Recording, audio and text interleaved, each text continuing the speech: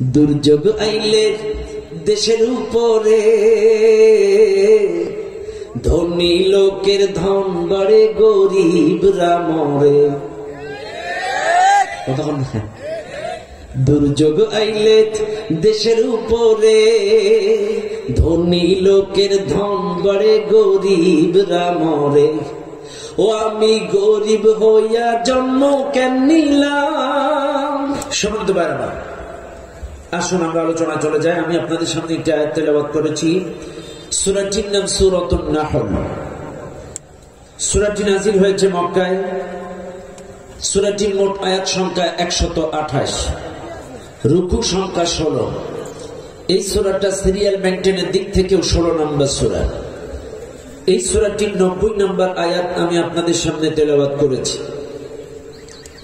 নাহল মানে মৌমাছি। নাহল মানে কি? মৌমাছি। এই সূরাটি যখন মৌমাছির নামে নামকরণ করে নাজিল করা হলো, তৎকালীন সময় কাফির বেঈমানেরা অবজেকশন দায়ের করল। ১৫০০ বছর আগে যখন এই সূরাটি মৌমাছির নামে নামকরণ করে নাজিল করা হলো, ওই সময়দের কাফিররা বলা বলি শুরু করলো, মুহাম্মদ বলে কোরআন নাকি শ্রেষ্ঠ গ্রন্থ, কোরআন নাকি মহাগ্রন্থ, কোরআন নাকি মানবতার মুক্তির সনদ। তো কোরআন যদি শ্রেষ্ঠ গ্রন্থ হবে, কোরআন যদি মানবতার মুক্তির সনদ হবে, এই কোরআনে আল্লাহ একটা ছোট্ট মাসির নামে সূরা নাজিল করে কোরআনের ওয়েটলেস করেছে। নাউজুবিল্লাহ বলবেন না? একটু জোরে বলবেন না নাউজুবিল্লাহ? আসলে কি মান ক্ষুণ্ণ হয়েছে? জোরে বলেন, ক্ষুণ্ণ হয়েছে না?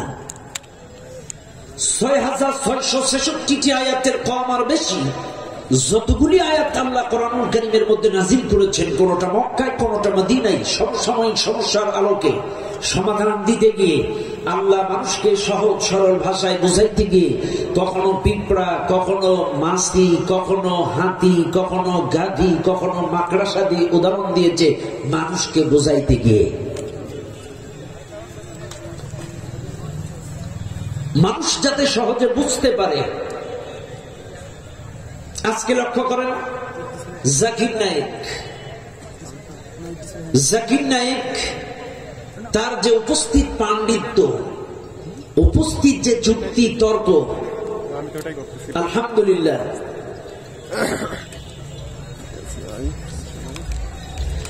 তার তীক্ষ্ণ যে মেধা, তার যে ব্রেন, আলহামদুলিল্লাহ, গবেষণার ভিত্তিতে সমসাময়িক সমস্যার বিভিন্ন বিষয়গুলো নিয়ে সমসাময়িক যুক্তি তর্ক উপস্থিত এক একটা লজিক দেওয়ার কারণে সহজেই গোটা বিশ্বের মুসলমানদের হৃদয়ে জায়গা করে নিয়েছে। আবু তাহা মোহাম্মদ আদনান এ কিন্তু কোন মাদ্রাসায় পড়েনি, কিন্তু আলহামদুলিল্লাহ তার অ্যারাবিক ল্যাঙ্গুয়েজ মাশাআল্লাহ, তিনি কিন্তু ভাষা বুঝে, আলহামদুলিল্লাহ কিতাব বুঝে, মাশাআল্লাহ। তার এই যে গবেষণার ভিত্তিতে উপস্থিত পাণ্ডিত্য, যে যুক্তি তর্ক লজিক দিয়ে কথা বলে, সহজেই বাংলা ভাষাভাষী সহ গোটা বিশ্বের মুসলমানদের হৃদয়ে জায়গা করে নিয়েছে আবু তাহা মোহাম্মদ আদনান ভাই। এটা আমার আল্লাহই বলেছেন যে যখন রাসূল, তুমি যখন বক্তব্য দিবে, তুমি যখন কথা বলবে, যুক্তি দিয়ে উদাহরণ দিয়ে দিয়ে বোঝাবে। কারণ যুক্তি দিয়ে উদাহরণ দিয়ে বুঝাইলে মানুষ সহজে সেটা অ্যাকসেপ্ট করতে পারে। অনেক সময় মানুষ শুধু কোরআন হাদিস অ্যাকসেপ্ট করতে পারে না, বুঝতে পারে না। যদি কোরআন হাদিসের সাথে একটা যুক্তি, একটা উদাহরণ যদি দেওয়া যায়, সাথে সাথে সহজেই মানুষ এটা অ্যাকসেপ্ট করতে পারে। যেমন একবার এক চায়ের দোকানে এক লোক বাম হাত দিয়ে চা খাচ্ছে। বললাম, ভাই চাটা আপনি ডাইন হাত দিয়ে খান। বলতেছে, হুজুর আমার চা আমি খাবো, এটা আমার ব্যাপার। বললাম যে ভাইজান ডান হাত দিয়ে খান, একটা ফজিলতের হাদিস শোনালাম ডান হাত দিয়ে খাওয়া। লোকটা মানবে না, লোকটা বলে ডান হাত তো আল্লাহ দিছে, বাম হাত তো আল্লাহ দিছে, একটা খাইলেই হলো। ওনার কথা হলো ডান হাত আল্লাহ দিছে, বাম হাত আল্লাহ দিছে, একটা খাইলেই হলো। তো চিন্তা করলাম লোকটা হাদিসও মানে না, আমার কথাও মানে না, তাইলে একটা কাম করি, একটা লজিক দেই, দেখি কি হয়। বলতেছে ডাইনা তো আল্লাহ, বামা তো আল্লাহর, একটা খাইলেই হলো। আমি বললাম আপনার স্ত্রীও মহিলা, আপনার মাও মহিলা, দুজনাকে কি এক জায়গায় ব্যবহার করেন? তখন আমার হাত জড়ায় ধরছে, হুজুর আমার ভুল হয়েছে, মাফ করে দেন। সহজেই তিনি সারেন্ডার করেছে, আগে কিন্তু গাড় মতো করিনি। তো মানুষকে যদি যুক্তি তর্ক উদাহরণ দিয়ে বোঝানো যায়, সহজে মানুষ সেটা গ্রহণ করতে পারে, বুঝতে পারে। কাজে আল্লাহ তাআলা এই সূরাটি নাযিল করেছে মৌমাছির নামে। এতে করে কোরআনের মান ক্ষুণ্ণ হয়নি। মনে রাখবেন, একটা হাতির পেটের নাড়ি ছিদ্র হলে এটা অপারেশনের মাধ্যমে সেলাই করা যায়, ঠিক করা যায়। একটা গরুর পেটের নাড়ি যদি ছিদ্র হয়, অপারেশনের মাধ্যমে সেলাই করে ঠিক করা যায়। একটা মানুষের পেটের নাড়ি যদি ছিদ্র হয়, অপারেশনের মাধ্যমে সেলাই করে ঠিক করা যায়।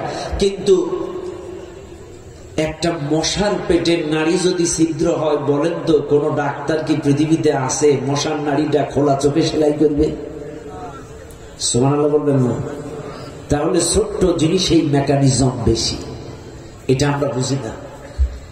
যাই হোক, মৌমাছি সংক্রান্ত অনেক আলোচনা এই সূরা শানে নুজুলের মধ্যে, বা এই সূরাটি 67-68 আয়াতের মধ্যেও মৌমাছি সংক্রান্ত, মধু সংক্রান্ত অনেক তথ্য দেওয়া হয়েছে। আমি সেদিকে যাচ্ছি না, কারণ আমি লম্বা সময় পাবো না। আমি ডাইরেক্ট আলোচনায় চলে যাচ্ছি। সমান্ত ভাইরা আমার, আমি যে আয়াতটি তেলাওয়াত করেছি 90 নম্বর আয়াত, এই আয়াতটা কিন্তু আমাদের দেশের ম্যাক্সিমাম মুসল্লিদের মুখস্থ আছে। বলবেন হুজুর কেমনে মুখস্থ? আমাদের দেশের লোক 5 ওয়াক্ত নামাজ পড়ুক আর না পড়ুক, জুম্মার দিন সবাই কিন্তু নামাজে যায় না? যায়। আর দেখবেন জুম্মার দিন সানি খুতবায়, অর্থাৎ সেকেন্ড খুতবায় ইমাম সাহেব লাস্ট টাইমে এই আয়াতটা তেলাওয়াত করে, ইন্নাল্লাহা ইয়া'মুরু বিল 'আদলি ওয়াল ইহসান ওয়া ইতা'i যিল কুরবা ওয়া ইয়ানহা 'আনিল ফাহশা'i ওয়াল মুনকারি ওয়াল বাগি ইয়া'iযুকুম লা'আল্লাকুম তাযাক্কারুন। এই আয়াতটা যখন তেলাওয়াত করে, পাবলিক কিন্তু গোটা খুতবা কিছু বোঝে না, কিন্তু এই আয়াতটা যেই তেলাওয়াত করে লাড়াছাড়া দিয়ে ওঠে, এই ওঠে, এবার কথা সোজা কর। কথা বল না কেন? আসলে কি ও অর্থ বুঝে নাড়াচাড়া দেয়? অর্থ বুঝে নাড়াচাড়া দেয়। এই আয়াতটি কিন্তু অত্যন্ত দামি, গুরুত্বপূর্ণ একটি আয়াত। এতটা বছর ধরে জুমার নামাজ পড়লাম, এতটা বছর ধরে কোরআন তেলাওয়াত করলাম, কিন্তু কি শুনলাম এই আয়াতটির মধ্যে? আসেন আমরা জেনে নিই।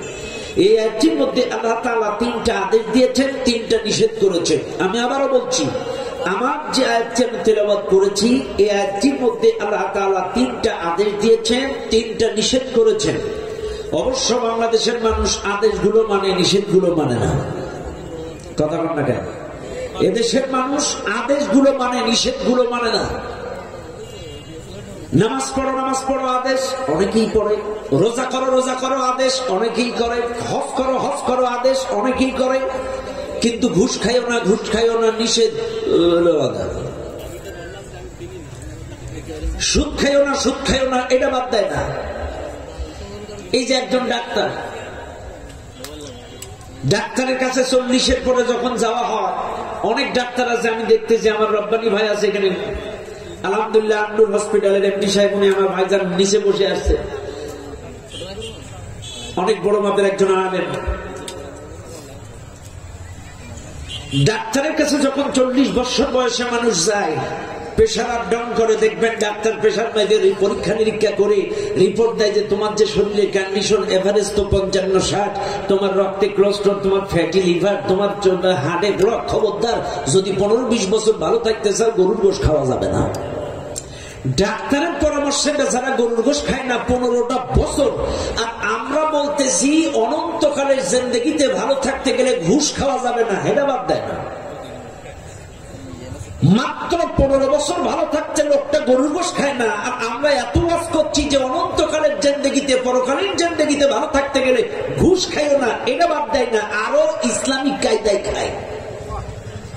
ইসলামিক কায়দা বুঝেন আপনারা? ইসলামিক কায়দাটা একটু দেখেন। রমজান মাসে এক অফিসে গেছে 1,25,000 টাকা নিয়ে, স্যার এই 25,000 টাকাটা একটু ফাইলে সিগনেচার মেরে দেন। স্যার মারছে দমন, নির্লজ্জ পাহাড় কথা। এটা রমজান মাস, পাক পবিত্র মাস, তোর ঘুষের না পাক টাকা হাত দিয়ে ধরবো, ওই ড্রয়ারে রাখ, ইফতারের পর দেখবো।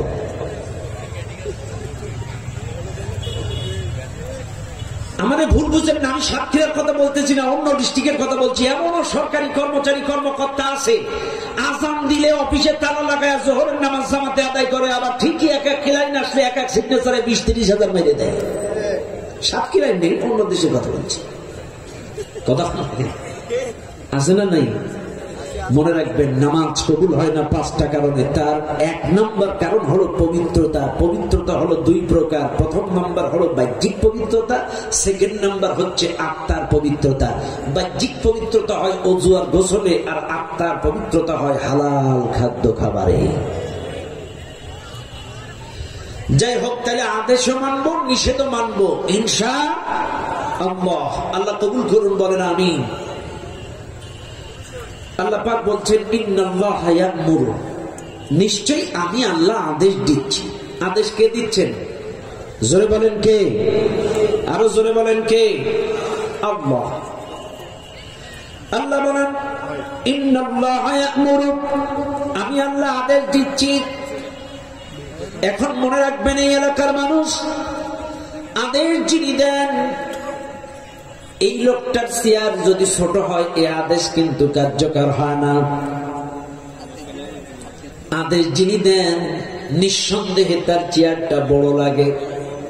চেয়ার যদি বড় হয়, আদেশ নিষেধ কার্যকর হয়। চেয়ার যদি ছোট হয়, আদেশ নিষেধ কার্যকর হয় না। এই এলাকার কোন রিকশাওয়ালা যদি আদেশ দেয়, কার্যকর হবে না। এই এলাকার কোন ভ্যানওয়ালা যদি আদেশ দেয়, কার্যকর হবে না।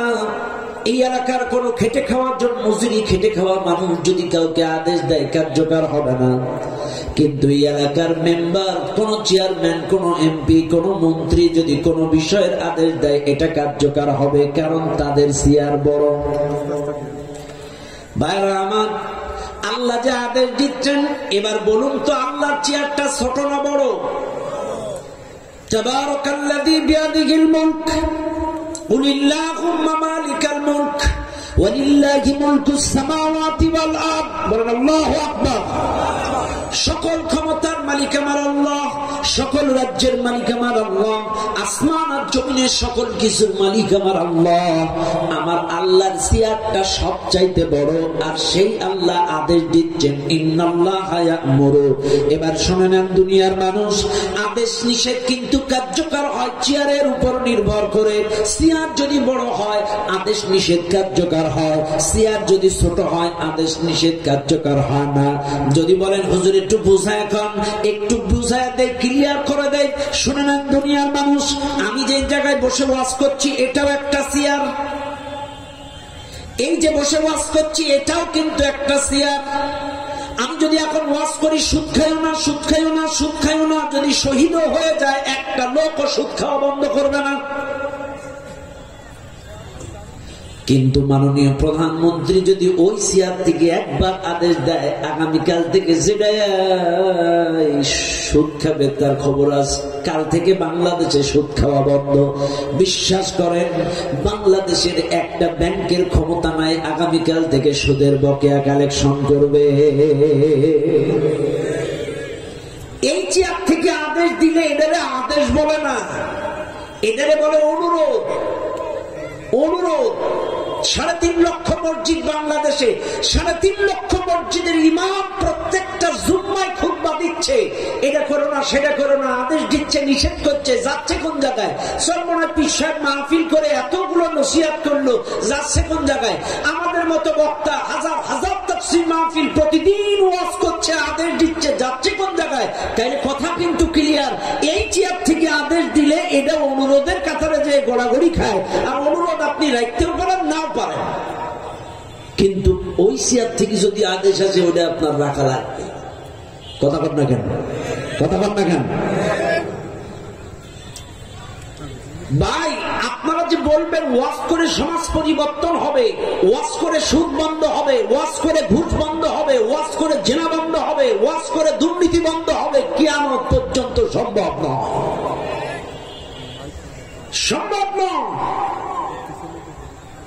ওয়াজ করে যদি সমাজ পরিবর্তন হতো, আমার নবীর চাইতে ভালো বক্তাই পৃথিবীতে কেউ ছিল না। ছিল কি? আমার নবী নবীর চাইতে ভালো বক্তায় পৃথিবীতে কেউ ছিল না। আমার নবীর মতো মিষ্টি কণ্ঠকারক ছিল না। আমার নবীর মতো সাহিত্যিক ভাষাকারক ছিল না। আমার নবীর মতো সাজালো গোছালো উপস্থাপনা কারক ছিল না। 13টা বছর ধরে শুনে নেন, 40 বছরে নবীজি নবুয়াতি পাইছে। 40 থেকে 53 পর্যন্ত 13টা বছরে আল্লাহ 88টা সূরা নাযিল করেছে মক্কায়। আমি আবারও বলছি, 40 থেকে 53 পর্যন্ত 88টা সূরা আল্লাহ নাযিল করেছে মক্কায়। এই 88টা সূরা দিয়ে 13টা বছর ধরে রাসূল সুদ, ঘুষ, দুর্নীতি, হত্যা, খুন, রাহাজানি বন্ধ করার চেষ্টা করেছিল, পারে নাই। কেন পারে নাই? এই 13 বছরে আল্লাহ নবীকে ওই চেয়ারটাতে বসায় নাই। যখনই নবী মদিনার প্রেসিডেন্ট হলেন, চেয়ারে বসলেন। যখনই মক্কা বিজয় করলেন, সমাজ পরিবর্তন হয়ে গেল। কাজী কথা কিন্তু ক্লিয়ার, চেয়ার ছাড়া সমাজ পরিবর্তন সম্ভব নয়। আমারে ভুল বুঝবেন না, আমি কাউকে আঘাত করার জন্য কথা বলি না। চরমনাই পীর সাহেব এক সময় বলতো গণতন্ত্র হারাম, নির্বাচন হারাম, ভোট হারাম। উনি এখন নিজেই বলতেছে পাকা হকের প্রতীক। তার মানে কি? উনি বুঝে ফেলেছে চেয়ার ছাড়া সমাজ পরিবর্তন সম্ভব নয়। চেয়ার যদি বড় হয়, আদেশ নিষেধ কার্যকর হয়। চেয়ার যদি কথা ক্লিয়ার না? বাস। ও দুনিয়ার মানুষ, আল্লাহ পাক বলেন ইন্নাল্লাহা ইয়া'মুরু, আমি আল্লাহ আদেশ দিচ্ছি। এবার শুনে নেন, এই মাহফিলে যত জনগণ আপনারা বসা আছেন, স্পষ্ট ভাষায় শুনে নেন। আজকে এই বাংলাদেশের মানুষ আদেশ আর নিষেধগুলা পরিপূর্ণ মানে না। তার একটাই কারণ, এদেশের মানুষ আল্লাহকে পরিপূর্ণভাবে চেনে না। এদেশের মানুষ আল্লাহকে পূর্ণাঙ্গ রূপে চিনে না, পূর্ণাঙ্গ রূপে আল্লাহকে জানে না। এই জন্য এদেশের মানুষ আল্লাহর আদেশ মানে তো নিষেধ মানে না, নিষেধ মানে তো আদেশ মানে না। অনেক মানুষ আছে নামাজ পড়ে তো রোজা রাখে না, রোজা করে তো নামাজ পড়ে না। এই যে সামনে রমজান মাস, এমনও পাবলিক আছে 30টা রোজায় রাখবে, কিন্তু আল্লাহর রহমতে কথা বল না কেন? এমনও পাবলিক আছে রোজা কিন্তু 30টাই রাখে, কিন্তু আবার কয় নামাজ পড়ি না, তাই আর ইমান ঠিক আছে। ওরে বাটপা, কথা বল না কেন? আছে না? ও দুনিয়ার মানুষ, এই জন্য আগে আল্লাহকে চিনতে হবে। আদেশটা কার পক্ষ থেকে আসছে, আদেশটা আপনি মানবেন কেন, কেন আপনি তার আদেশ মানবেন, এটা আগে আপনাকে জানতে হবে। আল্লাহর দয়া, আল্লাহর অনুগ্রহ সম্পর্কে আপনাকে জানতে হবে। কারণ আল্লাহর দয়া, অনুগ্রহ, তার বড়ত্ব, তার বিশালতা যদি জানতে পারেন, আল্লাহর আদেশ নিষেধের প্রতি আপনার আন্তরিকতা আসবে, ভক্তি আসবে, শ্রদ্ধা আসবে, ভালোবাসা আসবে। কারণ আপনি যদি না জানেন, না চেনেন, আন্তরিকতা আসবে না, ভক্তি আসবে না। তার বাস্তব একটা উদাহরণ দিয়া দেই। এই মাহফিলের মাঝখানে যদি ডিবির একজন ওসি সাহেব একটা সিভিল ড্রেসে এসে যদি এখানে বসে থাকে, আমি বোঝানোর জন্য বলতেছি, ডিবির ওসি সাহেব যদি সিভিল ড্রেসে যদি এই মাঝখানে এসে একটা চাদর গায়ে দেয়া বা সিম্পল ভাবে বসে বসে ওয়াজ শোনে, তিনি ইসলামিক মাইন্ডের। এই জন্য মাঝখানে বসে ওয়াজ শুনতে লেগে গেছে। উনি সারাদিন ডিউটি করার কারণে বড্ড ক্লান্ত টায়ার্ড হয়ে গিয়েছে, মাঝখানে বসে বসে ওয়াজ শুনছে। কিন্তু আপনি মনোযোগ সহকারে ওয়াজ শুনতেছেন, হঠাৎ ডিবির ওসি ওয়াজ শুনতে শুনতে আপনার গাড়ে পড়ছে। মনোযোগ দিয়ে কেউ কোনো কাজ করলে, কেউ যদি পাশ থেকে ডিস্টার্ব করে, মেজাজ কিন্তু সেই গরম হয়ে যায়। এখন ডিবির ওসি ঘাড়ে পড়লো আপনার,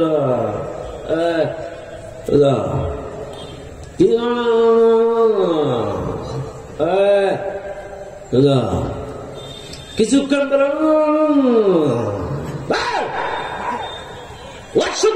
ঘুমাইতে আসছো, মারছেন একটা দমক 2 মাইল বেগে। পাশ থেকে এক লোক বলতেছে, তুমি যারা দমক দিছো আরে কি ছিল? কয় না, চিনি না। বলছে এই লোকটা ডিবির ওসি। 3 হাত লাভ দিয়ে বলছে, আগে ছেড়ে নাই, মারছে দমক। যেই চিনছে 3 হাত দূরে। তাইলে চেনা আর অচেনার মধ্যে পার্থক্য আছে না নাই? জানা আর অজানার মধ্যে পার্থক্য আছে না নাই? আমাদের সাতক্ষীরার এসপি সাহেব যদি এই রাস্তা দিয়ে সকালবেলা একটা ট্রাউজার, একটা কেটস, এক জোড়া কেটস আর একটা গেঞ্জি গায়ে দিয়ে যদি জগিং করতে করতে যায়, এই এলাকার কোন একটা চৌকিদারও কি তাকে স্যালুট দেবে? দেবে না, চেনেই না। কিন্তু এসপি সাহেব যদি গাড়ি বহর নিয়ে সামনে গাড়ি পেছনে গাড়ি বাঁশি যদি এরকম করতে করতে যায়, একটা চৌকিদার যেই হোক না কেন কিন্তু স্যালুট মারবে। কারণ ও চিনছে, সিভিল ড্রেসে গেলে চেনে নাই, সালাম দেয় নাই। তো এটাই বাস্তব। চেনা আর অচেনার মধ্যে পার্থক্য আছে না নাই? আছে। এদেশের মানুষ আল্লাহর আদেশ নিষেধ পূর্ণাঙ্গ রূপে মানে না, কারণ এরা আল্লাহকে পরিপূর্ণ চেনে না। শুনে নেন এই এলাকার মানুষ, আল্লাহ পাক বলেন, আলাম তারা আন্নাল্লাহা ইয়াসজুদু লাহু মান ফিস সামাওয়াতি ওয়া মান ফিল আরদ, আসমান আর জমিনের যা কিছু আছে সিজদা করে আমি আল্লাহ। ওয়াশ-শামসু ওয়াল কমারু ওয়ান নুজুম, চন্দ্র সূর্য গ্রহ নক্ষত্র সিজদা করে আমার। চন্দ্র সূর্য গ্রহ নক্ষত্র সিজদা করে আমার। এই দুনিয়ার পাহাড় পর্বত গাছপালা গুলো সিজদা করে আমার। আল্লাহ এক জায়গায় বলেন, আফাগাইরা দীনিল্লাহি ইয়াবগুন ওয়া লাহু আসলামা মান ফিস সামাওয়াতি ওয়াল আরদ তাওআন ওয়া কারহা। আল্লাহ বলেন, তোমরা কি দেখো না আসমান আর জমিনের যা কিছু আছে তারা ইচ্ছাই হোক অনিচ্ছাই হোক আমার গোলামি করে, আমার আইন মানে, আমার আদেশ মানে। আজকের এই দুনিয়ার মানুষ, আপনাকে আমাকেও জানার দরকার, আপনি কেন আল্লাহর আইন মানবেন না, কেন আল্লাহর আদেশ মানবেন না। তার ছোট্ট কয়েকটা অনুগ্রহ আজকে আমি আপনাদেরকে ধরা যায়। কারণ প্রত্যেকটা মানুষ আল্লাহর আইন মানতে বাধ্য, প্রত্যেকটা মানুষ আল্লাহর আদেশ মানতে আপনি বাধ্য। তার কিছু উদাহরণ, তার কিছু যুক্তি আমি আপনাদের সামনে তুলে ধরতে চাই, বোঝানোর জন্য বলতেছি। এই এলাকার কোন একটা মানুষের যদি করোনা ভাইরাস হয়, কোন একটা মানুষের যদি করোনা ভাইরাস হয়, এই লোকটার শরীরের তাপমাত্রা কমে যায়, টেম্পারেচার কমে যায়, শ্বাসকষ্ট বেড়ে যায়, নিকটবর্তী হসপিটালে ভর্তি করা হয়, নাকের মধ্যে মাস্ক লাগায় অক্সিজেন দেওয়া হয়। 1 ঘন্টা যদি অক্সিজেন দেওয়া হয় 200 টাকা বিল, 2 ঘন্টা অক্সিজেন দিলে 400 টাকা বিল, 3 ঘন্টা অক্সিজেন দিলে 600 টাকা বিল। যদি কোন রোগীকে একটা হসপিটালে 24টা ঘন্টা অক্সিজেন দেওয়া হয়, বিল হয় 4800 টাকা। ভালো করে বুঝবেন দুনিয়ার মুসলমানেরা, একদিনের অক্সিজেনের বিল হয় 4800 টাকা। কত টাকা? 4800 টাকা। এটা তো লোকাল একটা সাতক্ষীরার হসপিটালের বিল ধরলাম। যদি এই হসপিটালটা ঢাকা ইউনাইটেড হয়, এই হসপিটালটা যদি ঢাকার স্কয়ার হয়, এই হসপিটালটা যদি ঢাকার এভারকেয়ার হয়, তাহলে অক্সিজেনের বিল কিন্তু আরো বেড়ে যায়। কিন্তু যেহেতু আমরা প্রত্যন্ত অঞ্চলের মানুষ, এলাকার মানুষ খুব বেশি ধনী না, এই জন্য আমি ইউনাইটেড বা মডার্ন স্কয়ারে গেলাম না, সাতক্ষীরার লোকাল একটা হসপিটালের বিল ধরলাম। একদিনের অক্সিজেনের বিল হলো 4800 টাকা। এবার আপনারা একটু মিলায় নেন, 1 ঘন্টার অক্সিজেন যদি 200 টাকা হয়, 24 ঘন্টার অক্সিজেন যদি 4800 টাকা হয়, তাইলে 1 ঘন্টায় 200 টাকা, একদিনে 4800 টাকা। তাহলে 365 দিনে বছর, 1 বছরের অক্সিজেন হয় 17,52,000 টাকা। বুঝেন? কিন্তু 1 ঘন্টায় যদি 200 হয়, একদিনে যদি 4800 হয়, 1 বছরের অক্সিজেনের বিল 17,52,000 টাকা। এবার বুকে হাত দেন, কারোর বয়স 50, কারোর বয়স 40, কারোর বয়স 60, 60টা বছর ধরে প্রতি বছরে যদি 17,52,000 টাকার অক্সিজেন আপনি খেয়ে থাকেন, 60 বছরে কত কেজি অক্সিজেন খাইছেন? বিনামূল্যে 60টা বছর ধরে অক্সিজেন আপনাকে যিনি দিলেন, কেন মানবেন না তার আদেশ? কেন মানবেন না? 2 দিন মানুষ ভাত না খাইলে বাঁচে, 2 মিনিট যদি কারোর অক্সিজেন বন্ধ হয়ে যায়, লোকটা কিন্তু বাঁচে না, বাঁচে না। বিনামূল্যে এই 60টা বছর ধরে এত টাকার অক্সিজেন যিনি দিলেন, কেন মানবেন না তারাই? বৈজ্ঞানিকেরা গবেষণা করে বের করেছে একজন মানুষের অঙ্গ প্রত্যঙ্গের মূল্য বর্তমান বাজার দর অনুযায়ী 3.5 কোটি টাকা। একজনের অঙ্গ প্রত্যঙ্গ যদি 3.5 কোটি হয়, আপনার 2 ছেলে 2 মেয়ে, আপনি আপনার স্ত্রী 6 জন ফ্যামিলি মেম্বারের গোটা দেহের মূল্য হয় 21 কোটি টাকা। এই 21 কোটি টাকার অঙ্গ প্রত্যঙ্গ বিনা মূল্যে যিনি দিলেন, কেন মানবেন না তার আদেশ? কেন মানবেন না? এ ভাই, আপনার 5 বছর বিয়ে হয়েছে, 5 বছর বিয়ে হয়েছে, হঠাৎ আপনার মাথায় ব্যথা, ডাক্তারের কাছে গেছেন, প্রসব পরীক্ষা, ক্রিটিনাইন, বিভিন্ন পরীক্ষা নিরীক্ষা দিয়ে আল্ট্রাসাউন্ড করে ডাক্তার বলতেছে তোমার 2টো কিডনি ড্যামেজ। তুমি হাই 3 মাস বাঁচবা, কোনো একজন যদি তোমার একটা কিডনি দেয় তাহলে আরো কয়দিন যাবা। এখন ডাক্তারের রুম থেকে পরীক্ষা নিরীক্ষা রিপোর্ট নিয়ে স্ত্রী স্বামী দুজন মিলে গেছিল হসপিটালে। রিসেপশনে স্ত্রী বসা, রিপোর্টের সংবাদ শুনবে। স্বামী এসে বলতেছে, বউ, রাতের বেলায় যখন এক বিছানায় থাকতাম কত কথাই না তুমি কইতে, আমার জন্য মরতে পারো, জীবন দিতে পারো, তুমি আমার জান, তুমি আমার পরাণ, কলজে, পাখি, টিয়া। ও আমার জন্য তোমার মরা লাগবে না, আর 2টো কিডনি ড্যামেজ, তোমার থেকে একটা দাও, কদিন বাঁচি। বউ কি দেবে? ওই বউ হসপিটাল থেকে বাড়িও আসবে না, ওখান থেকেই ট্রান্সফার। কথা বলেন, একটা কিডনি আপনার স্ত্রী দিল না, ব্যাস। আপনার 4 ভাই বোন ছোট রেখে আব্বা মারা গিয়েছে, এখন আপনি বড় ভাই, এই 4 ভাই বোনের দায়িত্ব আপনার।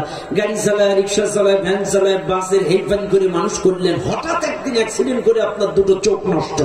এখন 4 ভাই বোন বড় হয়ে গিয়েছে, এদের ডেকে বলেন, ভাই তোদের জন্য জীবন দিলাম, যৌবন দিলাম, আজ আমার 2টো চোখ নেই, তোদের থেকে একটা দে, আল্লাহ দুনিয়াটা একটু দেখি। ভাই বোনেরা কি দিবে? তোর মতো ভাই আমাদের ছিলই না। কথা বল না কেন? খালি ভাইও দিল না। এবার আসেন, আপনি সারা জীবন যে রাজনীতি করেছেন, যে দল করেছেন, ওই দলের নেতার কাছে যান। নেতা, সারা জীবন তোমার মিছিল করছি, আর ভাই, তোমার ভাই, ক্যাপসুল ভাই, ট্যাবলেট ভাই। নেতা, আজকে আমার 2টো কিডনি ড্যামেজ, তুমি যা বলেছো তাই শুনেছি, এরে মার, এরে ধর, এরে খেদা, এর বিরুদ্ধে মামলা দে, তুমি যা করছো তোমার কথা মতো চলেছি। ও নেতা, আজ আমার 2টো কিডনি নাই, তোমার থেকে একটা দাও না। নেতা, তোর মতো কর্মী 1 প্যাকেট খিচুড়িতে পাওয়া যায়। নেতাও একটা কিডনি তোমার দিবে না। এরে ভাই, প্রিয়তমা স্ত্রী একটা কিডনি দিল না, তোমার আপন ভাই বোন একটা চোখ দিল না, তোমার নেতা একটা কিডনি দিল না, অথচ আরশের মালিক 3.5 কোটি টাকার অঙ্গ প্রত্যঙ্গ দিয়ে এত সুন্দর করে কে তোমাকে সাজিয়ে দিল।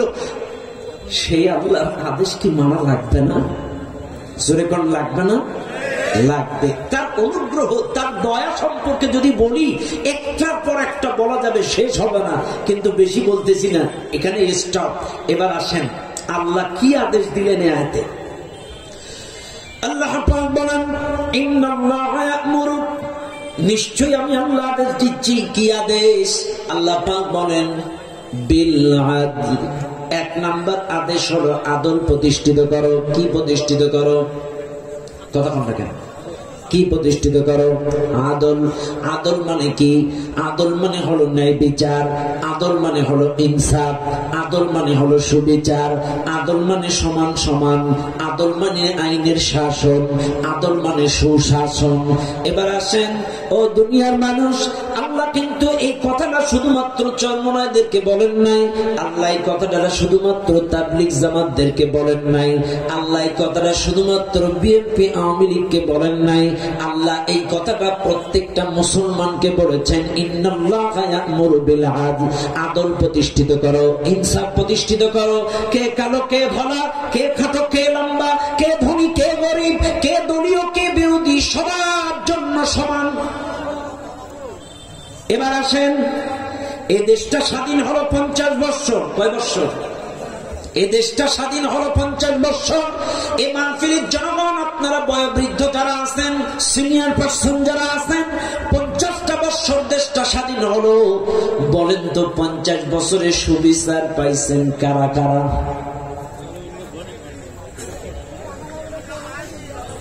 পাইছেন? সুবিচার পাইছেন? কেউ পাননি? কেউ পাননি? এটা একেবারে বলা ভুল।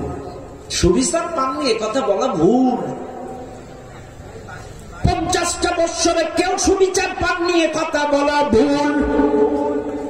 সুবিচার পায় তারা দলীয় লোক যারা।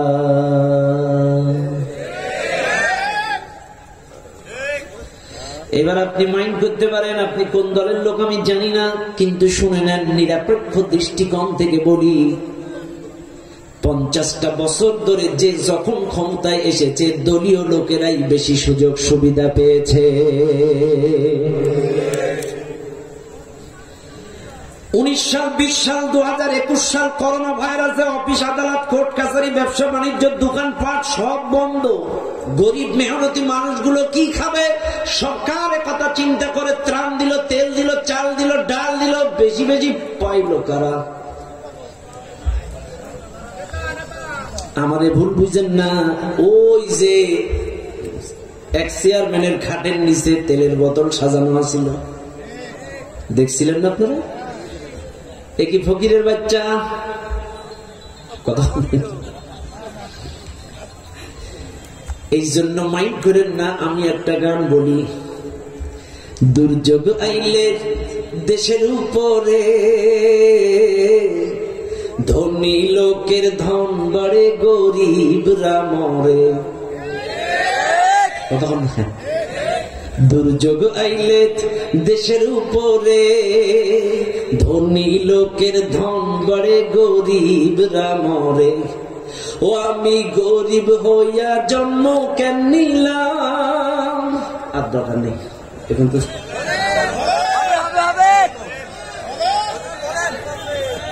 শুনবেন শুনবেন শুনবেন? আচ্ছা বাপ, আমিও করব। সার্বক্ষণিক মুসাফির হালাতে থাকি। গতকালকে প্রমাণ করেছি নাটোর জেলার সিংড়া উপজেলার থেকে অনেক ভিতরে প্রোগ্রাম সেরে রাতেই রওনা দিয়ে এসেছি সাতক্ষীরা। এই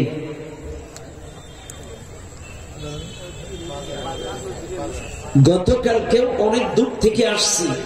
এই আজকে আমার স্যারের প্রোগ্রামটা করলাম। জামিল স্যার আমার অনেক মহব্বতের মানুষ, গত বছর এই প্রোগ্রামটা ছিল, কোনো কারণে করতে পারিনি। আপনারা বুঝতেছেন সমসাময়িক করোনার কারণে মানুষের নিরাপত্তার খাতিরে, সুস্বাস্থ্যের খাতিরে প্রোগ্রামগুলো বন্ধ ছিল। গত বছরে স্যাররা আয়োজন করেও করতে পারেনি, তার মানে বক্তা দাওয়াত দিয়ে। এবছরও স্যার ফোন দিল, ভাইজান কি করা যায়? স্যারের দাওয়াতে চলে এসেছি। আগামীকালকে আবার আমার মাহফিল ফেনি, তার মানে অলওয়েজ টাইম মুসাফির হারাতে থাকা লাগে। এজন্য বাপ আলোচনা আমি করব ইনশাআল্লাহ, তবে আপনাদের কাছে একটু অনুরোধ করব বাপ, আপনার মা আপনাকে 9 মাস 10 দিন গর্ভে ধারণ করলো, 24টা মাস বুকের তাজা দুধ খাওয়ায়া মানুষ করলো। আপনার বাবা ভ্যান চালায়, রিক্সা চালায়, জোন খেটে আপনাকে মানুষ করলো। আজকে মোবাইলের মাধ্যমে রাশিয়া, ইউক্রেন, আমেরিকা, লন্ডনের খবর দেখা যায়, শোনা যায়, পাওয়া যায়। কিন্তু বাড়ির পেছনে আম বাগানে, বাঁশ বাগানে, কবর দেশে আপনার মা বাবা কোন হালাতে, কোন অবস্থায় আছে, এই কবরের কোন ওয়েবসাইট নেই, মেইল নেই, ফেসবুক নেই, হোয়াটসঅ্যাপ নাম্বার নেই, ইমো নাম্বার নেই, কোন অবস্থায় কোন হালাতে আছে। আপনার জন্য ব্যাংক ব্যালেন্স, বাড়ি গাড়ি, টাকা পয়সা রেখে গেল, আপনাকে লেখাপড়া শিখিয়ে মানুষের মতো মানুষ করলো। সেই মা বাবা কবরে কোন হালাতে আছে আমরা দেখতেও পাই না, শুনতেও পাই না।